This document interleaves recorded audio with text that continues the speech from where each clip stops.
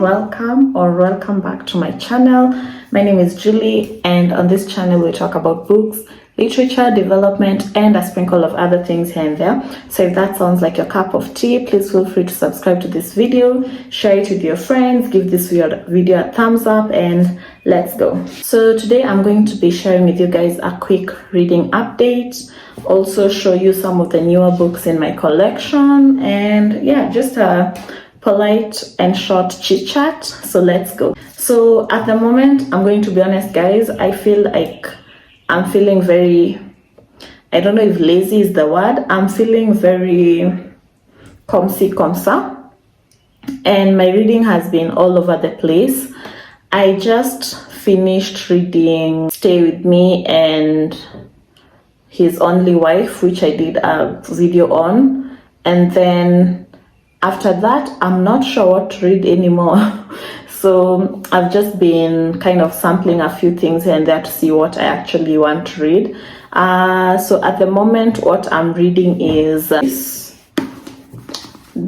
Seven Husbands of Evelyn Hugo, okay, whichever, just to see if it's worth the hype that people give it.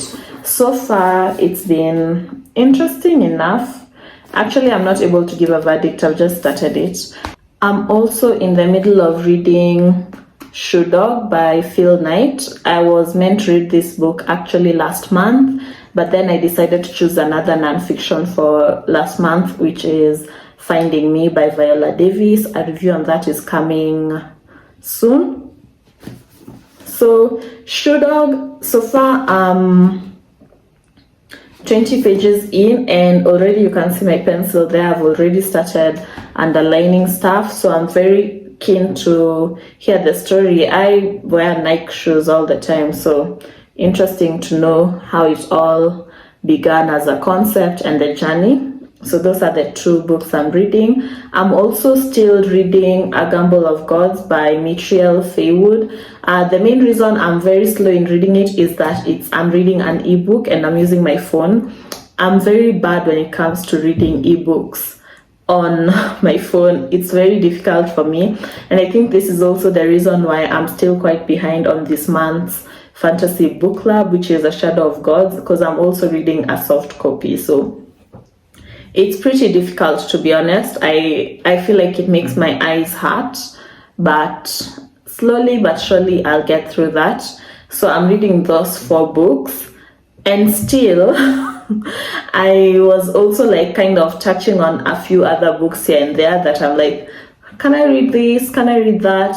But I would say those are the 4 main books I'm reading. I don't want to say I feel like I'm in a slump, because I'm not. I just feel like I kind of want to read very light, very easy kind of books at this point. I think because my mind is already in Christmas mode, so I don't want anything heavy. So that's what I'm currently reading. I do have this interesting series I love by Mark Lawrence. It's called what's the series called? It's called the Book of the Ice trilogy, if I'm not wrong. And this part 3 of this book just came out this year. However, I don't know if this happens to other people. I feel like for me to be able to enjoy this properly, I have to reread this. So book 1 is called The Girl and the Stars. Book 2 is The Girl and the Mountain. And then the newest book is The Girl and the Moon. My fantasy book club members don't know it yet, but I'll suggest this book to them quite soon. Earlier this year I suggested another trilogy by Mark Lawrence called the Book of the Ancestor trilogy, and it got some mixed reviews. So I told my co-host to read this, and he actually told me he liked this better. So I'm going to suggest this to a few people to read it so I can get their point of view and see if they like it. It's always interesting when you're suggesting your favorite author to other people, because it's like, if you don't like this book, I'm going to block you. Anyway, it always takes some self-control and, learn to understand that other people have different tastes. But yeah, the main reason I'm showing you this is because I'm also quite tempted to start reading this month, November. So there's that. I also got some new books. Guys, when I get these new books, it's not that I'm always buying them. Sometimes people do gift me books. So the first two I got were these, Beach Read and Book Lovers. These are both by Emily Henry. These were gifted to me, and to be sincere, I have no idea what to expect of them. I don't know, I don't have much confidence in contemporary romance nowadays, but they feel like those easy kind of reads that I'm talking about. So I'll actually probably read them in December. So thank you, Good Samaritans. I do enjoy gifts, so I'm going to read that. Then I also got this, the Gilded Ones. This came out in 2020, if I'm not wrong. And I really tried to avoid reading it because I saw a lot of Comsa reviews on it. So, but isn't that cover really pretty? If anything else. So I decided instead of getting both, I'll just start with book 1 and see how it goes. Then if it makes me happy, I'll get book 2. I also got this, In Every Mirror She's Black. This is a debut novel by Lola Akimade Akastom.